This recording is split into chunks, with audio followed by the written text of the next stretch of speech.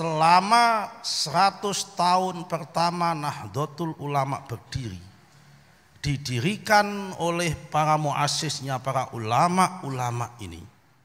Dan ulama-ulama yang mendirikan NU itu bukan ulama-ulama sembarangan, tapi ulama-ulama yang sudah mempunyai segala unsur kategori ulama dalam Al-Quran ada semua di dalam muassis Nahdlatul Ulama.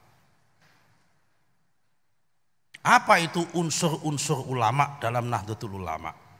Saya katakan muassisnya. Ini yang membuat ulama NU itu bertahan. Di dalam Al-Quran berkali-kali saya katakan, mungkin ini ada yang saya ulang. Di dalam Al-Quran itu ada istilah tentang ilmu dan keilmuan yang saya senang sekali ngutip ini. Pertama adalah innama yakhsyallaha min ibadihil ulama, yaitu adalah kalimat ulama. Yang kedua adalah robbaniyun atau ribbaniyun atau rubbaniyun. Yang nomor tiga adalah ahluz zikr. Redaksi ayatnya yang pertama adalah innama yakhsyallaha min ibadihil ulama. Jadi ada ulama dua kali disebut dalam Al-Quran. Yang pertama adalah ulama'u Bani Israel. Yang kedua adalah innama yakhsyallaha min ibadihil ulama. Yang nomor dua adalah rabbaniyun. Nah, yang nomor tiga adalah ahluz zikr. Tiga-tiganya ada dalam diri muassis dan aktivis ulama-ulama Nahdlatul Ulama. Apa itu ulama? Ulama itu sesuai dengan ayatnya innama yakhsyallaha min ibadil ulama, syaratnya ada dua, ada tiga. Dan ini tiga-tiga syarat ini ada dalam diri Mbah Hasyim Asy'ari maupun Mbah Wahab Hasbullah maupun para kiai-kiai NU lainnya termasuk Mbah Asnawi. Pertama alim, karena ulama itu jamaknya jamak dari alim. Memang harus alim yang namanya ulama itu. Tapi alim saja nggak cukup. Ditambah yakhsyallah, takut sama Allah. Definisi takut sama Allah itu antara ucapan dan tindakannya sama, antara fatwa yang disampaikan dengan hatinya sama.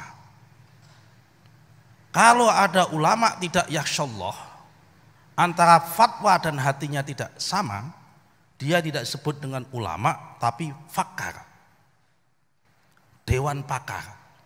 Karena itu di dalam NU tidak ada istilah dewan pakar. Yang ada adalah suriah, betul-betul ulama. Harus selain alim yakhsyallah. Nomor tiga ibadih. Ibadih itu apa? Menghamba. Apa itu menghamba? Mendedikasikan ilmunya untuk kepentingan umat, mencurahkan waktunya untuk kepentingan perjuangan. Kalau dalam bahasanya Pak Kiai Nasih tadi, muharrik, penggerak di bidang pendidikan. Kita lihat semua ulama-ulama Nahdlatul Ulama tidak hanya yakhsyallah tapi juga ibadih. Semua mempunyai lembaga pendidikan. Tidak sekedar ngajar, mau mendirikan dan menginisiasi pendirian lembaga pendidikan. Mbah Asnawi menginisiasi Pondok Bendan, menginisiasi Madrasah Qudsiyah yang sampai hari ini sudah 100 tahun lebih. Mbah Hasyim Asy'ari menginisiasi Pondok Tebu Ireng, muharrik. Hidupnya digunakan untuk orang lain, tidak pernah berpikir dirinya sendiri. Nah, ini muharrik. Nah, saiki wong alim banyak, tapi belum tentu punya inisiatif mendirikan pondok pesantren, apalagi membangun lembaga pendidikan, apalagi membangun rumah sakit, apalagi membangun ladang-ladang ekonomi, belum tentu. Semua apa? Untuk kepentingan orang lain. Nah, ini dalam diri Nahdlatul Ulama banyak ulama-ulama semacam ini. Ini yang membuat kemudian NU selama 100 tahun pertama mampu bertahan menjadi single majority atau kekuatan dominan di Indonesia.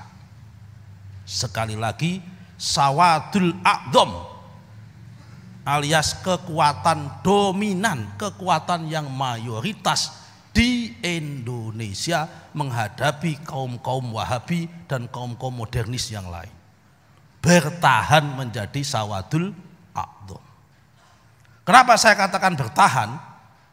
Karena sesungguhnya ajaran-ajaran Nahdlatul Ulama sebelum Nahdlatul Ulama itu hadir sudah ada dan dikembangkan oleh para wali-wali, wali songo termasuk Sunan Kudus dan sebagainya itu. Jadi sesungguhnya Nahdlatul Ulama itu hanyalah mewarisi dan melanjutkan perjuangan para wali songo. Jadi kalau kemudian Mbak Asnawi ikut mendirikan NU, sesungguhnya Mbak Asnawi bukan siapa-siapa. Saya yakin Mbak Asnawi diutus oleh Sunan Kudus.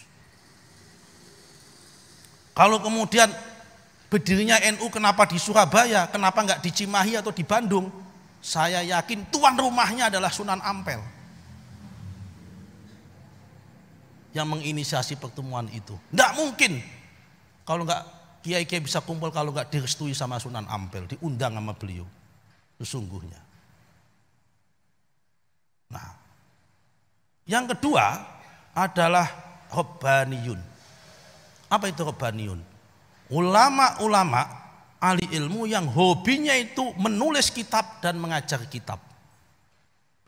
Hampir semua ulama-ulama Nahdlatul Ulama ini, pendiri NU ini menulis kitab dan punya kitab.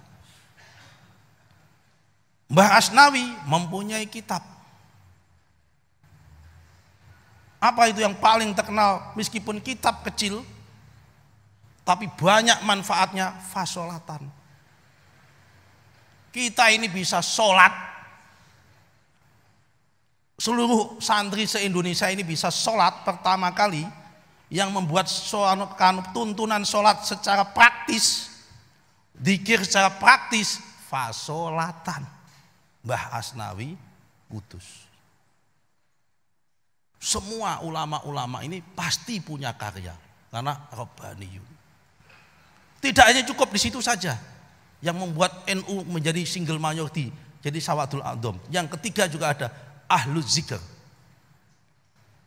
Redaksinya Al-Quran, fas'alu ahlaz zikri in kuntum la ta'lamun. Bertanyalah kepada ahli zikir in kuntum la ta'lamun, kalau engkau tidak tahu. Ning ngene NU iki Kang, gudange wong wiridan.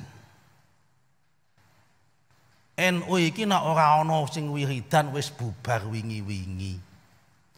Sebabnya apa? Menurut istilah manajemen modern, manajemen NU iki koprot alias orang bejaji. Dibandingkan dengan Muhammadiyah, dibandingkan dengan organisasi-organisasi yang lain.